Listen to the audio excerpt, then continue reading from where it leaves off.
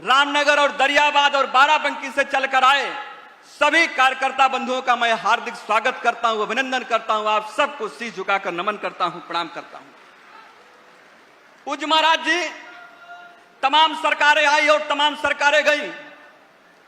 महादेवा और के करोड़ों शिवभक्त इस बात की प्रतीक्षा में थे कि कोई आएगा, महादेवा के विकास के लिए, श्रद्धालुओं के सुविधा के लिए योजना को लाने का काम करेगा। लेकिन सरकारें आती गई, जाती गई, लेकिन इसका कोई प्रतिफल महादेवा और शिवभक्तों को नहीं मिला। आज यह ऐतिहासिक क्षण है, आज हम सबके लिए गौरवशाली क्षण है कि प्रदेश के माननीय मुख्यमंत्री पूज्य योगी आदित्यनाथ जी ने जो हमने उम्मीद किया था, उस उम्मीद से बढ़कर आपने यहां पर कॉरिडोर का यहां पर स्वीकृति दिलाने का काम किया। और आज उसका जब यहां शिलान्यास कार्यक्रम संपन्न हो रहा है, तो मैं आप सबसे चाहूंगा, यहां पर जितने लोग बैठे हैं, एक बार करतल ध्वनि से पूज्य महाराज जी को हृदय से आप उनको आभार ज्ञापित करने का काम करें, अभिनंदन ज्ञापित करने का। साथी आदरणीय महाराज जी, बाराबंकी जनपद के अंदर रामनगर और दरियाबाद बाढ़ प्रभावित क्षेत्र है। इसके विकास खंड सूरतगंज, रामनगर, सिरौली, गोसपुर और पूरे डलई सरयू नदी के तट पर बसे हैं। अधिकांश यहां पर लोग बाढ़ से प्रभावित होते हैं। तमाम मेरी सरकारों को हम लोगों ने देखा, लोग हवाई दौरे करते थे, हवाई दौरे करके लोग चले जाते थे। लेकिन जमीन पर, धरातल पर आप वहां पर मौके पर पहुंचकर अगर बाढ़ पीड़ितों को किसी ने दर्द जानने का काम किया तो प्रदेश के मुख्यमंत्री पूज्य योगी आदित्यनाथ जी ने काम किया। आज बाढ़ पीड़ितों को चाहे राहत सामग्री का वितरण कराने की बात हो, उनको चाहे मुआवजा देने की बात हो, और चाहे उनके फसलों के नुकसान का मुआवजा और घर जिनके कटे थे उनको भूमि आवंटन से लेकर उनको मकान उपलब्ध कराने अगर किसी सरकार ने काम किया तो प्रदेश के माननीय मुख्यमंत्री पूज्य योगी आदित्यनाथ जी के नेतृत्व में साथियों काम हुआ है। साथियों, आज मैं कह सकता हूं, चाहे रामनगर हो, चाहे विधानसभा दरियाबाद के अंदर, चाहे नगर पंचायत के गठन की बात हो, चाहे बस अड्डा हो, चाहे स्टेडियम हो, चाहे आरओबी हो, चाहे दर्जनों पुलों का निर्माण हो, चाहे चौड़ीकरण हो, सुदृढ़ीकरण हो, और चाहे 84 कोसी परिक्रमा मार्ग के माध्यम से सरयू नदी पर पुल के निर्माण हो, और चाहे रामसरी घाट कॉरिडोर की बात हो, यह ऐतिहासिक काम जो जन आकांक्षाएं थी उनको पूरा करने का काम आपके यशस्वी नेतृत्व में हुआ है। मैं अपनी तरफ से सभी क्षेत्रवासियों की तरफ से आपका कोट कोट आभार ज्ञापित करता हूं, धन्यवाद ज्ञापित करता हूं। आज प्रदेश के यशस्वी माननीय मुख्यमंत्री जी के नेतृत्व में आज उत्तर प्रदेश का चतुर्थिक विकास हो रहा है। गुंडों और माफियाओं पर आज मरणांतक चोट हो रही है। बहन हो, चाहे बेटी हो या व्यापारी हो, उसकी सुरक्षा की गारंटी आज योगी जी बन चुके हैं। युवाओं की मेधा और प्रतिभा अब किसी सिफारिश की मोहताज नहीं है। अब उत्तर प्रदेश कट्टा और बंदूक वाला उत्तर प्रदेश नहीं, बल्कि अपनी ब्रह्मोस मिसाइल से जो हमारे दुश्मन हैं उनको जहन्नुम में पहुंचाने वाला आज उत्तर प्रदेश, ब्रह्मोस मिसाइल को बनाने वाला साथियों आज उत्तर प्रदेश बना है। आज मैं माननीय मुख्यमंत्री जी के नेतृत्व में आज उत्तर प्रदेश विकसित भारत का जो संकल्प है उसको साकार करने के लिए निरंतर प्रयास कर रहा है। लेकिन साथियों, जो आज एक काम हो रहा है पूरे उत्तर प्रदेश के अंदर, जो उत्तर प्रदेश आज पूरे प्रगति के रास्ते पर अग्रसर है, तमाम ऐसे कालनेमी हैं जो आज उनको ये सफलता पच नहीं रही है, वो कालनेमी बनकर वो जनता के बीच में लोगों को गुमराह करने की कोशिश करते हैं। जब चुनाव आते हैं तो नए नए आडंबर और झूठ का सहारा लेने का काम करते हैं। मैं आज के इस अवसर पर आप सभी भाइयों बहनों से अपील करना चाहता हूं, ये निवेदन करना चाहता हूं, ये विकास की जो बयार है वो और तेजी से चलती रहे। लोक कल्याणकारी योजनाएं बिना भेदभाव के सबका साथ सबका विकास के मंत्र के आधार पर माननीय प्रधानमंत्री जी के मार्गदर्शन में, माननीय मुख्यमंत्री जी के नेतृत्व में वो निरंतर चलती रहे। इस नाते 2027 के विधानसभा चुनाव में आज यहां पर महादेवा की पावन धरती से यह संकल्प लेकर हमको जाना है कि बाराबंकी की सभी 6 सीटों पर भारतीय जनता पार्टी के कमल के फूल को हमको खिलाना है। यह संकल्प लेकर साथियों हमें जाना है। सारे लोग तैयार हैं, सारे लोग तैयार हैं, तो एक बार हाथ उठाकर हमारे साथ मिलकर बोलेंगे। सब लोग हाथ उठाएंगे, सारे लोग हाथ उठाएंगे, सारे लोग हाथ उठाकर मिलकर बोलेंगे कि हमको 6 सीटों पर कमल खिलाना है। उसके लिए बोले लोधेश्वर महादेव भगवान की, लोधेश्वर महादेव भगवान की, लोधेश्वर महादेव भगवान की। मैं पुनः माननीय मुख्यमंत्री जी का कोट कोट आभार करता हूं, उनका अभिनंदन करता हूं कि लोधेश्वर महादेवा की इस पावन भूमि को और यहाँ इस धरती को विकास के लिए आपने गोद लेने का काम किया है।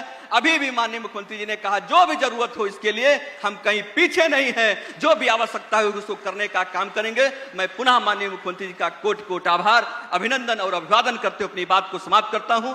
जय हिंद, जय भारत, भारत माता की जय, जय श्री राम। धन्यवाद माननीय। चलो मिलकर हाथ बटाएं, बाराबंकी को और सजाएं। बाराबंकी की विकास यात्रा पर, हो रहे विकास पर और आज जिन परियोजनाओं का लोकार्पण शिलान्यास हुआ उससे किस तरह से बाराबंकी सजेगा, उसके विकास पर एक छोटी सी फिल्म आइए देखते हैं।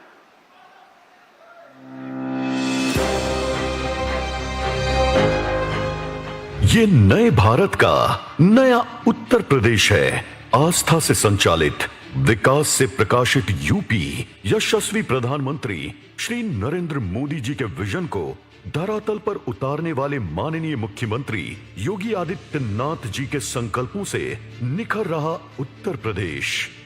महादेव कॉरिडोर के विकास का काम भी चल रहा है। ऐसे विकास कार्य हमारी विरासत को भी सशक्त करेंगे और पर्यटन उद्योगों से युवाओं को नए अवसर भी देंगे। साथियों, विकास और विरासत, ये विकसित भारत बनाने के लिए आपके आशीर्वाद मांगता है। इसी अप्रतिम विकास की झलक पेश कर रहा है बाराबंकी। विगत 9 वर्षों में विरासत और अप्रतिम विकास का रोल मॉडल बन चुका है बाराबंकी। आज श्री लोधेश्वर महादेव की उसी पावन धरा का वैभव लौट चुका है। महाभारत कालीन 52 प्रकट शिवलिंगों में एक श्री लोधेश्वर महादेव मंदिर को श्री काशी विश्वनाथ धाम की तर्ज पर विकसित किया जा रहा है। कॉरिडोर, शिव कथा wall, theme garden, laser show, smart parking, घाट एवं भव्य प्रवेश द्वार जैसी सुविधाएं विकसित की जा रही हैं। पूर्वांचल के प्रवेश द्वार के रूप में प्रसिद्ध बाराबंकी कुंतेश्वर महादेव और पारिजात वृक्ष जैसी पौराणिक धरोहरों का केंद्र भी है। 84 कोसी परिक्रमा मार्ग, बुड़वा बाबा मंदिर, लालेश्वर शिव मंदिर, कोटवा धाम, वनखंडेश्वर महादेव तथा अन्य प्रमुख तीर्थ स्थलों का व्यापक विकास कराया जा रहा है। विरासत और स्वर्णिम विकास का समावेश कृषि क्षेत्र में भी झलक रहा है। मेंथा उत्पादन, सरसों, दलहन, सब्जी एवं बागवानी की उन्नत खेती के साथ एफपीओ मॉडल से अन्नदाता समृद्ध हुए हैं। एक जनपद एक उत्पाद के अंतर्गत हथकरघा एवं वस्त्र उत्पाद तथा एक जनपद एक व्यंजन के रूप में प्रसिद्ध चंद्रकला बाराबंकी की विशिष्ट पहचान को राष्ट्रीय स्तर पर स्थापित कर रहे हैं। औद्योगिक क्षेत्रों, इंडस्ट्रियल कॉरिडोर और यूपी सीडा परियोजनाओं के माध्यम से हजारों करोड़ रुपए का निवेश आकर्षित हुआ है। स्थानीय युवाओं के लिए बड़े पैमाने पर रोजगार के अवसर सृजित हो रहे हैं। अब तो हम स्टेट कैपिटल रीजन SCR के अंतर्गत हम लोगों ने बाराबंकी जनपद को लिया है। बड़े विकास के कार्यक्रमों को हम आगे बढ़ा रहे हैं। बाराबंकी का नौजवान रोजगार और नौकरी के लिए बाराबंकी के बाहर नहीं जाएगा, बाराबंकी में उसे रोजगार मिलेगा। राजधानी लखनऊ से सटे बाराबंकी को स्टेट कैपिटल रीजन के रूप में विकसित करने की दिशा में कार्य किया जा रहा है। सड़क चौड़ीकरण, नए कॉरिडोर, राष्ट्रीय राजमार्ग, रेल ओवरब्रिज, पेयजल परियोजनाएं, तटबंध सुदृढ़ीकरण और मुख्यमंत्री मॉडल कंपोजिट विद्यालय जैसी विकास परियोजनाएं बाराबंकी को नई पहचान दे रहे हैं। और इसमें बाराबंकी की तहसील रामनगर, राम स्नेही घाट व सिरौली गौसपुर की बाढ़ प्रभावित क्षेत्रों में प्रदेश सरकार द्वारा स्थायी समाधान हेतु निरंतर कार्य कर रही है। ये गौरव का क्षण है जब माननीय मुख्यमंत्री जी के कर कमलों से बाराबंकी जनपद की रामनगर एवं दरियाबाद विधानसभा क्षेत्रों में 542 करोड़ रुपए से अधिक की लागत से 82 विकास परियोजनाओं का लोकार्पण एवं शिलान्यास किया जा रहा है। ये नए यूपी के नए बाराबंकी को नई गति देगा एवं प्रदेश को प्रगति देगा। उठो बाराबंकी, हाथ बढ़ाओ, विकास की यात्रा को आगे बढ़ाओ।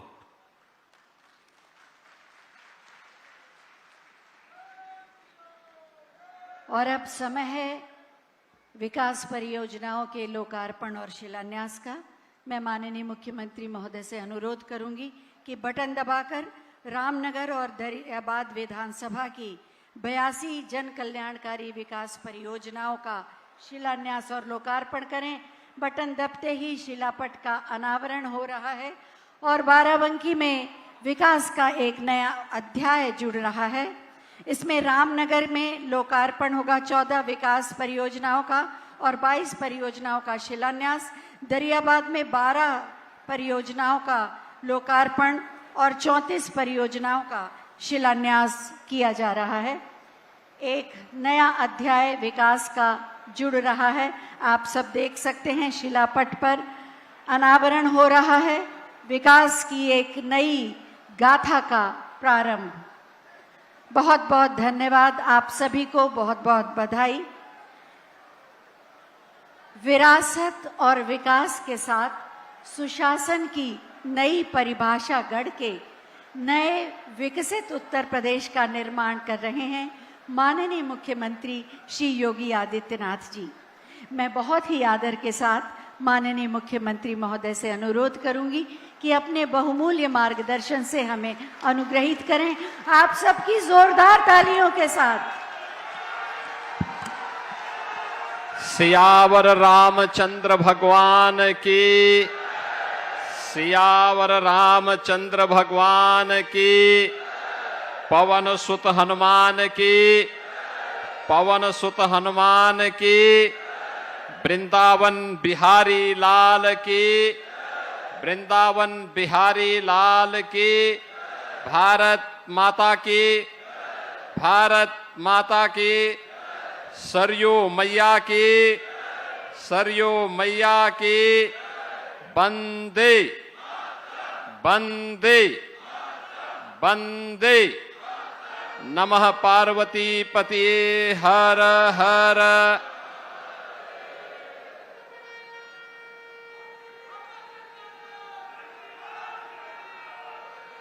दरियाबाद और रामनगर विधानसभा क्षेत्रों की सैकड़ों करोड़ रुपए की परियोजनाओं के लोकार्पण और शिलान्यास के लिए आयोजित आज के समारोह में उपस्थित उत्तर प्रदेश सरकार में मंत्रिमंडल के मेरे सहयोगी प्रभारी मंत्री बाराबंकी श्री सुरेश राही जी, दरियाबाद के लोकप्रिय विधायक प्रदेश सरकार में मंत्रिमंडल के मेरे सहयोगी श्री सतीश चंद्र शर्मा जी, उत्तर प्रदेश अनुसूचित जाति जनजाति आयोग के अध्यक्ष पूर्व सांसद श्री बैजनाथ रावत जी, जिला पंचायत अध्यक्ष श्रीमती राजरानी रावत जी, भारतीय जनता पार्टी के क्षेत्रीय अध्यक्ष श्री अवधेश द्विवेदी जी, विधान परिषद के माननीय सदस्य श्री अंगद कुमार सिंह जी, अवनीश कुमार सिंह जी, माननीय विधायक श्री साकेंद्र वर्मा जी, माननीय विधायक श्री दिनेश रावत जी, भारतीय जनता पार्टी के जिला के अध्यक्ष श्री राम सिंह वर्मा जी, पूर्व सांसद और भारतीय जनता पार्टी की प्रदेश की उपाध्यक्ष श्रीमती प्रियंका सिंह रावत जी, प्रदेश मंत्री श्री अवधेश श्रीवास्तव जी, पूर्व सदस्य विधान परिषद श्री हरि गोविंद सिंह जी, पूर्व विधायक श्री शरद अवस्थी जी, मंच पर उपस्थित श्री अरविंद मौर्य जी, शशांक कुसमेश जी, अम्बरीश रावत जी, राम कुमारी मौर्य जी, ब्लॉक प्रमुखगण रत्नेश सिंह जी, संजय तिवारी जी, आकाश पांडे जी, श्रीमती लकी सिंह जी, जगदीश गुप्ता जी, राम शरण पाठक जी, भारी संख्या में उपस्थित दरियाबाद और रामनगर के मेरे सभी उपस्थित बहन और भाइयों, रामनगर और बाराबंकी की इस पावन धरा को, जो हजारों वर्षों की विरासत को अपने साथ समेटे हुए है, और उस विरासत के प्रतीक के रूप में लोदेश्वर महादेव का ये पावन मंदिर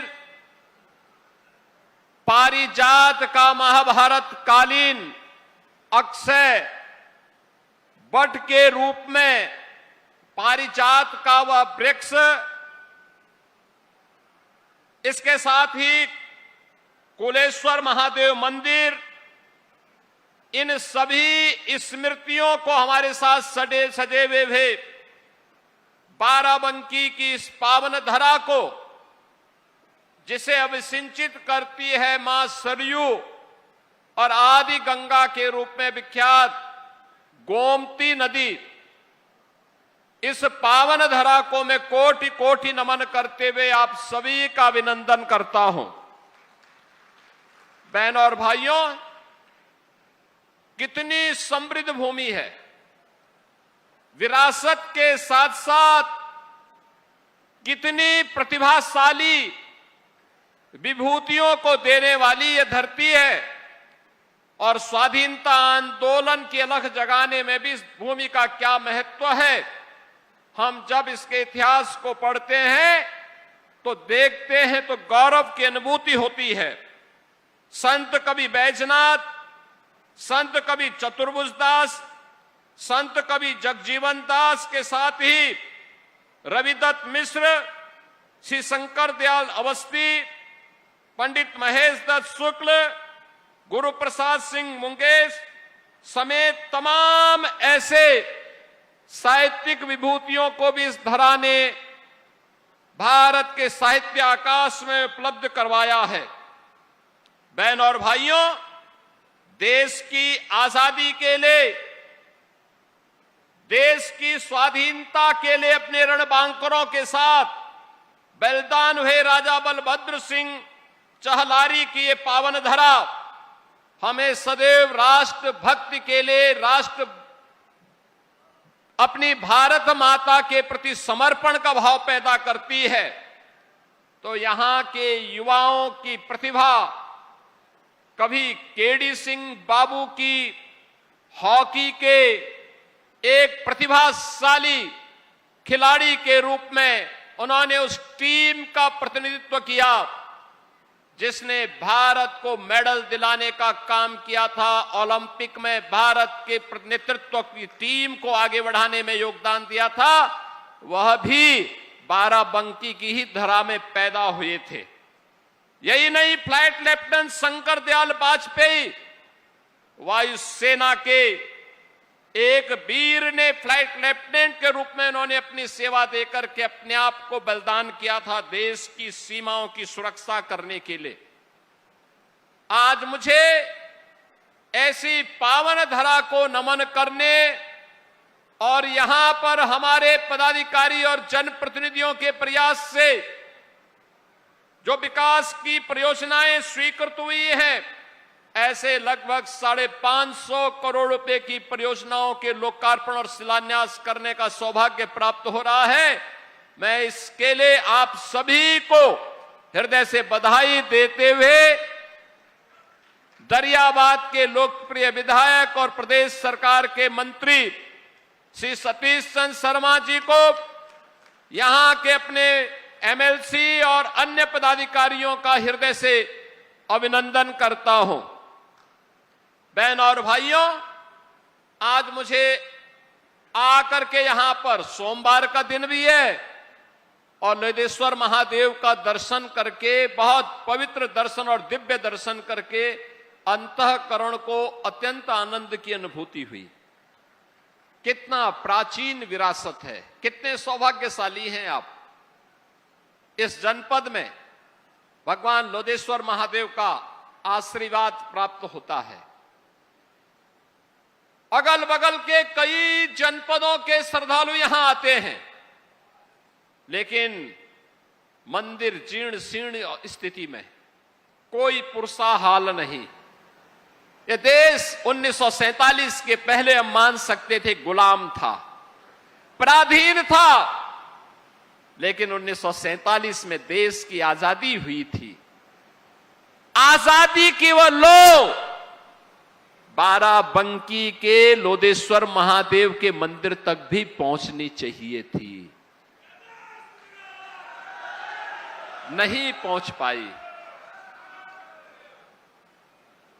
आजादी के बाद वह लोग कब्रिस्तान की बाउंड्री वॉल के लिए तो प्राप्त हुआ, लेकिन लोदेश्वर महादेव के मंदिर को नहीं प्राप्त हुआ।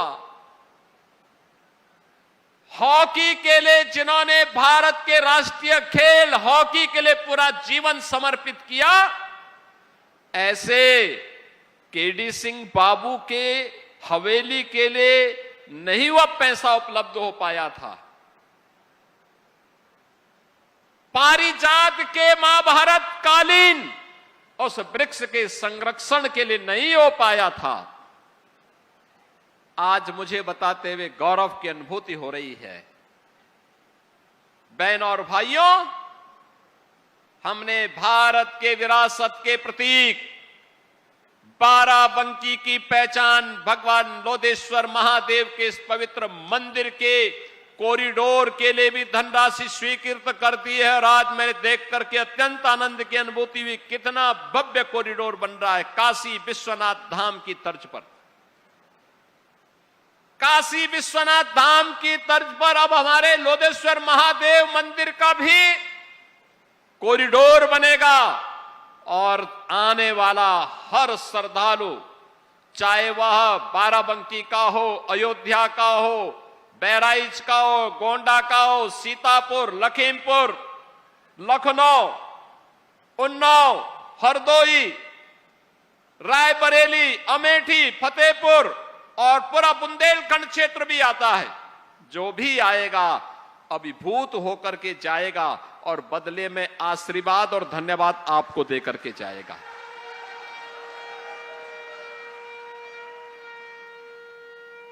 आप सरकार का सहयोग कर रहे हैं, सरकार का गठन कर रहे हैं, सरकार कार्य कर रही है, और धन्यवाद भी आप भी प्राप्त करेंगे। बहनों और भाइयों, यही काम तो हमारी सरकार ने किया है। अभी हम गोला गोकर्णनाथ में भी ऐसा ही भव्य कॉरिडोर का निर्माण कर रहे हैं, भव्य कॉरिडोर।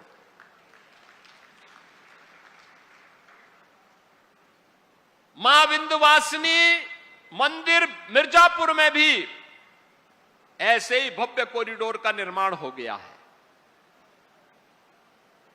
काशी एक नव्य और दिव्य काशी के रूप में चमक गई है। आज से 9 वर्ष पहले कोई काशी जाता था, संकरी गलियों से जाना होता था, गंदगी रहती थी। आज काशी जाएंगे, भव्य और नव्य काशी के रूप में, दिव्य काशी के रूप में दर्शन होते हैं। अंतःकरण से जो भी आता है देश भर से, हम लोगों को भी 2 शब्द धन्यवाद का दे करके जाता है। कितना भव्य दर्शन कर हुआ है भगवान का। आज अयोध्या कोई आता है, अभिभूत होकर के जाता है। पूरे उत्तर प्रदेश वासियों को धन्यवाद प्राप्त होता है। उत्तर प्रदेश वासी देश के अंदर कहीं जाते हैं, आज उसे सम्मान प्राप्त होता है। जब कोई स्पोर्ट्स पर्सन देश भर का या खास तौर पर हॉकी का कोई खिलाड़ी, हॉकी में 36 वर्ष के बाद भारत की टीम ने ओलंपिक में मेडल जीता। उससे पहले केडी सिंह बाबू और मेजर ध्यानचंद जी के समय में ही भारत लगातार 3 बार ओलंपिक में मेडल जीता था, लगातार 3 बार गोल्ड मेडल जीता था। बहनों और भाइयों, कोई भी जब देखेगा कितना दुख हुआ था लोगों को जब समाजवादी पार्टी के समय में हॉकी के इस महान खिलाड़ी ने जिसने पूरा जीवन भारत के राष्ट्रीय खेल हॉकी के लिए समर्पित किया था, और कितना हृदय विदारक क्षण था जब उनकी हवेली बिकने की नौबत आई थी। तब हमारी सरकार आई थी, हमने कहा केडी सिंह बाबू की हवेली बिकेगी नहीं, सरकार उसका पैसा चुकाएगी और केडी सिंह बाबू की स्मृति को हम पुनर्जीवित करेंगे। हर युवा के लिए एक प्रेरणा है, हर भारतीय के लिए एक प्रेरणा है।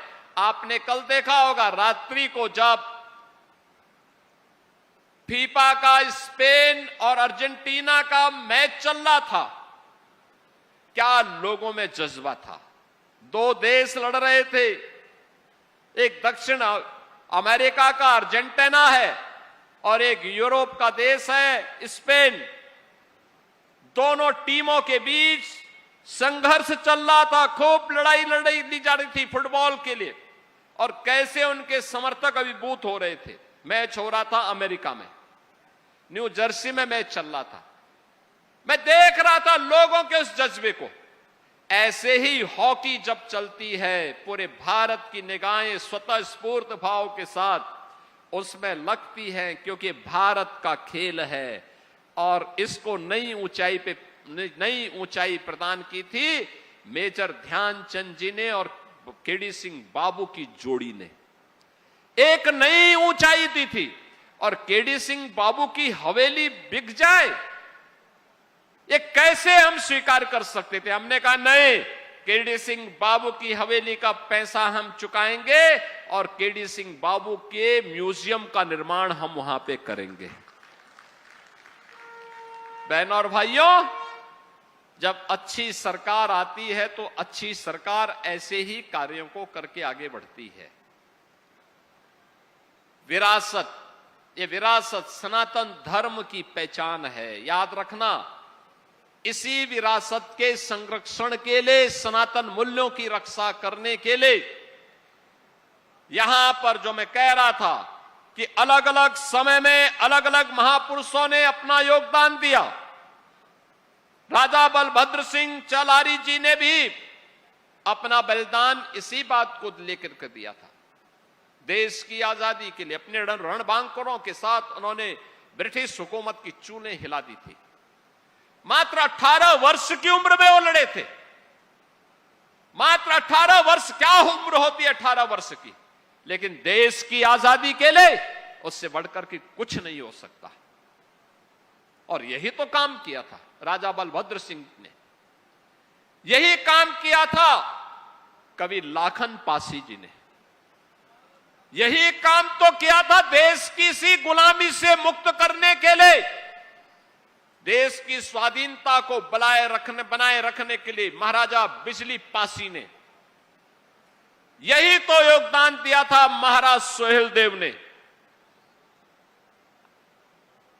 यही तो योगदान दिया था महाराणा प्रताप ने, छत्रपति शिवाजी महाराज ने और गुरु गोविंद सिंह जी महाराज ने। आज हम स्मरण करते हैं इसलिए क्योंकि देश की स्वाधीनता को बनाए रखने के लिए उन्होंने अपना योगदान दिया।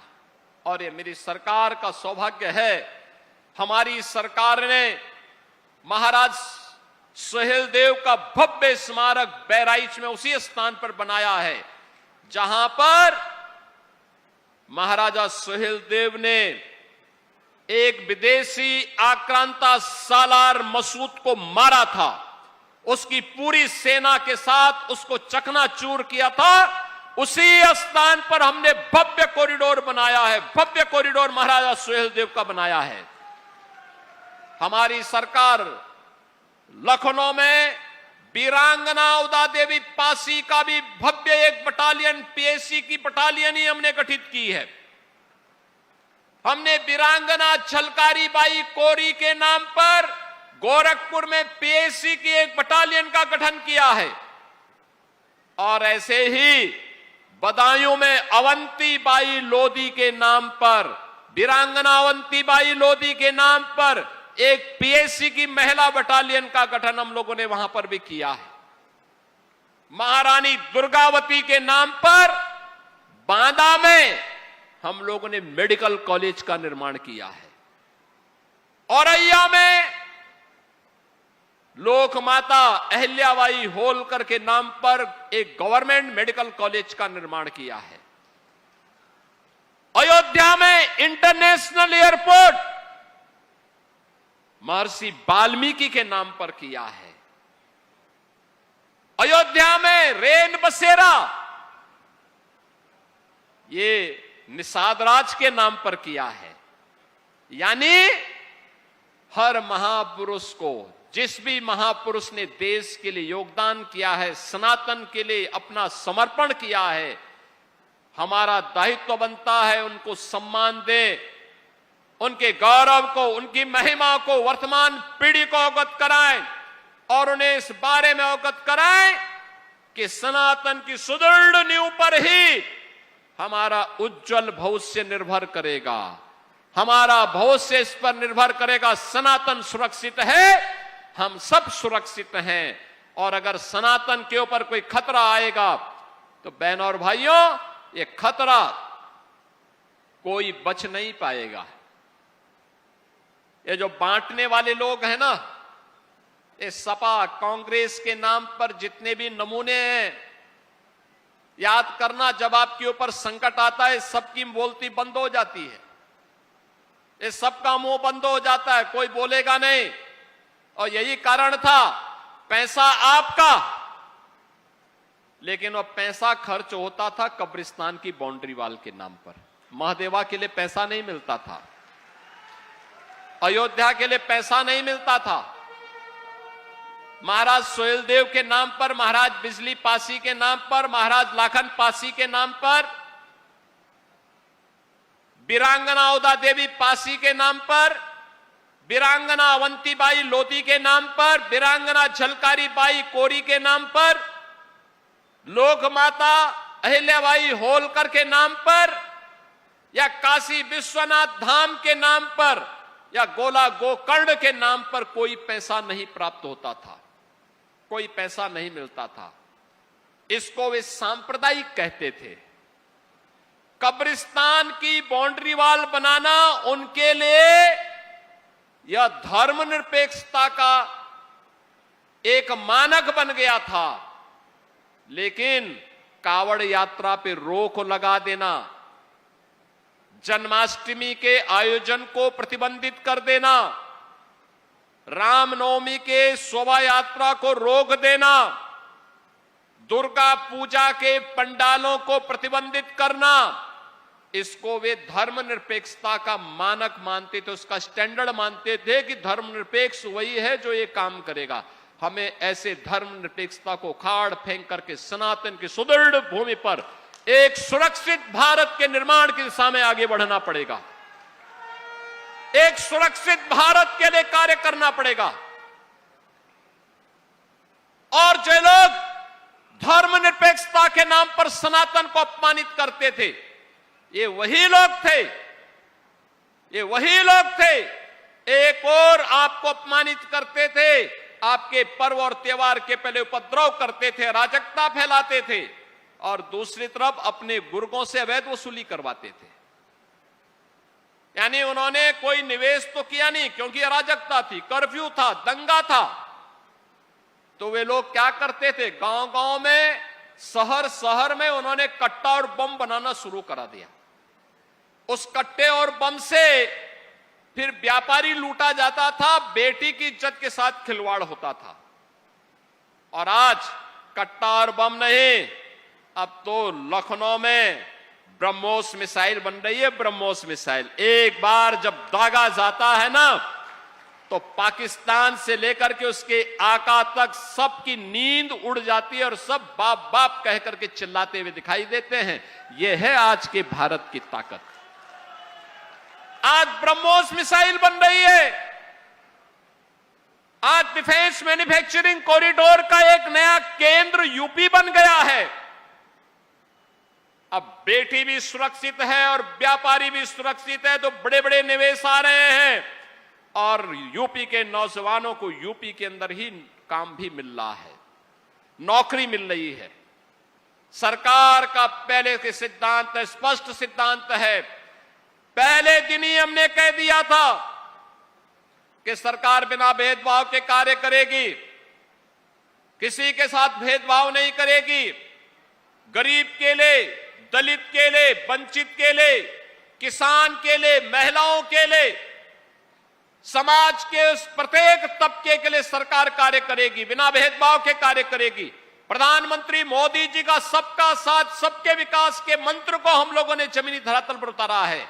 लेकिन हम लोगों ने यह भी कहा कि कोई उपद्रव करेगा, बेटी और व्यापारी की इज्जत के साथ खिलवाड़ करेगा तो दो ही जगह होगी, या जेल जगह होगी या जहन्नुम जगह होगी, इसके अलावा तीसरी कोई जगह नहीं होगी। बहनों और भाइयों, आज उसी का परिणाम है। आप अब यूपी के बाहर कहीं जाएंगे, आज से 9 वर्ष पहले जाते थे, लोग आपको शक की निगाह से देखते थे, संदेह करते थे, आपसे 10 कदम दूरी बनाते थे। यूपी के लोगों के सामने, यूपी के नौजवानों के सामने पहचान का संकट खड़ा किया था एक कांग्रेस और समाजवादी पार्टी के लोगों ने। आज मैं कह सकता हूं, यूपी का नौजवान, यूपी का कोई नागरिक यूपी के बाहर जाता है और सामने वाले को अगर आप अपनी पहचान दे देते हैं कि मैं उत्तर प्रदेश से हूं, मैं बाराबंकी से हूं, मैं अयोध्या से हूं, मैं लखनऊ से हूं, अगर आप कह देंगे, सामने वाले के चेहरे पर चमक दिखती है और जो पहले 10 कदम पीछे भागता था वह उसकी इच्छा होती कि 10 कदम आगे चल करके वो आपको गले से मिल ले। ये है सम्मान आज का। ये पहचान का संकट खड़ा करने वाले लोग कौन थे? यही समाजवादी पार्टी है जो बांट रही है, जाति जाति को लड़ा रही है। यही समाजवादी है। बेटी की सुरक्षा के लिए यही सपाई खतरे बने हुए थे और उस समय कहावत ही चल पड़ी थी कि देख सपाई बिटिया घबराई। बहनों और भाइयों, याद रखना, नए लोगों को बताइए इनकी गुंडागिर्दी के बारे में, इनके उपद्रव के बारे में, इनकी अराजकता के बारे में, इनके द्वारा विकास के कार्यों में लूट के बारे में। आप लखनऊ में जाते होंगे, ताज होटल के ठीक पीछे एक ऊंची खड़ी बिल्डिंग दिखाई देती है, उसको कहते हैं जेपीएनआईसी। ये जेपीएनआईसी ये देश के अंदर इमरजेंसी के खिलाफ आवाज को उठाने वाले, एक नया शंखनाद करने वाले लोकनायक जयप्रकाश जी के नाम पर बनी हुई है। समाजवादी पार्टी बना रही थी। उस बिल्डिंग की कीमत कितनी थी? 200 करोड़। खर्च हो गया 864 करोड़ और अभी भी अधूरी थी, अधूरी, पूरी नहीं हो पाई। ये लूट थी समाजवादी पार्टी की। पूर्वांचल एक्सप्रेसवे का निर्माण हमारी सरकार ने किया और एक्सप्रेसवे का शिलान्यास जब हमने किया, उससे पहले समाजवादी पार्टी भी उसका शिलान्यास कर चुकी थी, लेकिन काम प्रारंभ नहीं किया। टेंडर उन्होंने अवार्ड कर दिए थे, आमंत्रित कर दिए थे। हमने जब उस समय इनका एस्टिमेट देखा तो था 11,200 करोड़ का, 15,200 करोड़ का। 6 महीने तक काम नहीं हुआ। मैंने पूछा भाई कार्य क्यों नहीं हो रहा है? पता लगा कि साहब जमीन नहीं है। तो मैंने कहा भाई जमीन लो, निरस्त किया, मैंने नए सिरे से काम शुरू कराया। जब 2 वर्ष के बाद जमीन आई, हमने फिर से शिलान्यास, प्रधानमंत्री जी को बुला के शिलान्यास करवाया। पता लगा कि इसका टेंडर भी 15,200 करोड़ का आया है। मुझे कुछ शक हुआ, मैंने फिर कैंसिल करवाया और फिर नए सिरे से हमने एक साथ टेक्निकल और फाइनेंशियल बिड मंगवाई। आप आश्चर्य करेंगे, उसी एक्सप्रेसवे को जिसको समाजवादी पार्टी 15,200 करोड़ में बना रही थी, हमने 11,800 करोड़ रुपए में उस पूर्वांचल एक्सप्रेसवे को बना दिया। ये समाजवादियों का डकैती है। गोमती रिवर फ्रंट, कुल एस्टिमेट आया था 168 करोड़ का, खर्च हो गया 1700 करोड़ और तो भी अधूरा। अब मुझे बताओ, ये जो पैसा पे डकैती डाल रहे थे, पैसा क्या कोई सफाई घराने का पैसा है क्या? नहीं, ये पैसा आपका पैसा है, ये पैसा आपका पैसा है। कांग्रेस के समय में उनके बेईमानी और भ्रष्टाचार के खिलाफ एक प्रधानमंत्री तो यहां तक बोल लिए कि 100 रुपया बेचता हो, नीचे केवल 15 रुपया जाता है, 85 रुपया से बेईमान खा जाते हैं। तो बेईमान कौन, किसका पैसा था वो? बहन और भाइयों, चाहे वह समाजवादी पार्टी की डकैती हो या कांग्रेस की लूट, ये पैसा वही पैसा है जो आज किसी गरीब और किसी अनुसूचित जाति और पिछड़ी जाति के नौजवान को स्कॉलरशिप के रूप में मिल रहा है। किसी गरीब बेटी की शादी जिस पैसे से आज हो जा रही है, कन्या सुमंगला योजना के माध्यम से जो पैसा आज बेटियों को प्राप्त हो रहा है, टैबलेट के रूप में नौजवानों को एक टैबलेट उपलब्ध हो जा रहा है, अन्नदाता किसानों को किसान सम्मान निधि का लाभ मिल जा रहा है, किसी गरीब को सिर ढकने के लिए, छत के लिए प्रधानमंत्री आवास या मुख्यमंत्री आवास योजना का लाभ मिल जा रहा है। ये वही पैसा है जो हर गरीब को 5 लाख रुपए की स्वास्थ्य बीमा के रूप में भी प्राप्त हो जा रहा है। और इसी पैसे पे तो ये डकैती डालते थे, जिसको डबल इंजन की सरकार ने प्रधानमंत्री मोदी जी के नेतृत्व में मजबूती से रोका और कहा नहीं, एक गरीब का पैसा, एक किसान का पैसा, एक महिला का पैसा, एक युवा का पैसा, एक दलित का पैसा, एक पिछड़े का पैसा उसको मिलना चाहिए, जरूरतमंद का पैसा उसको मिलना चाहिए। आज उसी पैसे को हम लोगों ने लूट से बचा करके आपके खाते में पहुंचाने का काम किया है। ये जो विकास हो रहा है, ये जो कॉरिडोर बन रहा है भगवान लोधेश्वर महादेव का, ये वही पैसा है जो पैसा पहले ये लोग कब्रिस्तान के नाम पर डाइवर्ट करते थे। हमने उसका मुंह केवल घुमा दिया, हमने कहा उधर नहीं, ये पैसा इधर आना चाहिए, ये पैसा इधर आना चाहिए। भगवान लोधेश्वर महादेव का कॉरिडोर बनेगा तो भगवान लोधेश्वर महादेव की कृपा से बाराबंकी विकास करेगा। युवाओं की नौकरी पे सफाई सिंडिकेट का कब्जा था, नीलामी होती थी नौकरी। आज तो मुझे अच्छा लगता है जब मैं लखनऊ में नियुक्ति पत्र वितरित करता हूं तो बाराबंकी का नौजवान में भी, पुलिस में भी भर्ती होता है। Uttar Pradesh public service commission में एसडीएम भी बनता है, डिप्टी एसपी भी बनता है। केडी सिंह बाबू की विरासत को आगे बढ़ाने के लिए स्पोर्ट्स कोटे से भी नौकरी मिलती है। हर एक स्तर पर आज बाराबंकी आगे बढ़ रहा है। प्रगतिशील किसानों की एक लंबी श्रृंखला भी बाराबंकी ने दी है और प्रधानमंत्री जी ने उसको एप्रिशिएट करते हुए कैसे पद्म पुरस्कार बाराबंकी के ही श्री राम शरण वर्मा जैसे प्रगतिशील किसानों को प्राप्त होता है। बहन और भाइयों, इसी की तो कमी थी, पहले इसी की कमी थी। ये लोग आज भले ही कुछ बोले, लेकिन इनका वास्तविक चरित्र सनातन विरोधी है। इनके कार्य डकैती डालने जैसे हैं।